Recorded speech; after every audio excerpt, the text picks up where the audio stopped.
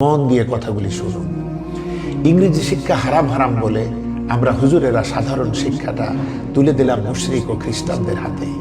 বিজ্ঞান শিক্ষা হারাম বলে বিজ্ঞান বিভাগ ছেড়ে দিলাম নাস্তিকদের হাতে। টিভি দেখা হারাম ফতোয়া দিয়ে সকল মিডিয়া তুলে দিলাম নগ্নতাবাদী বামরামদের হাতে। গণতন্ত্র হারাম বলে এটাও তুলে দিলাম সেকুলারদের হাতে। আর নিজেরা কি রাখলাম? খানকা, মাজার, মাদ্রাসা, মসজিদ আর ঝাড়ফুঁক মাদুলি ব্যবসা।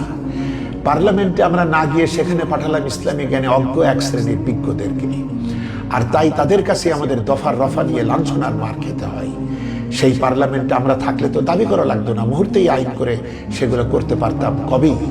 আর আমাদের ইমানের বিবেকের দরজা কবে খুলবে মহোদয়?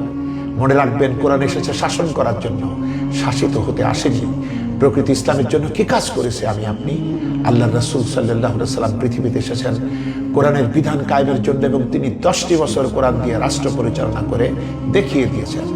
সর্বদাই হকের দাবিদার ডিলার পরান্নভোজী মহোদয়গণ, পারলে নবীজির এই গুরুত্ববহ কাজটি বাংলার জমিনে কায়েম করুন, তবেই তো এদেশে শান্তি ফিরে আসবে।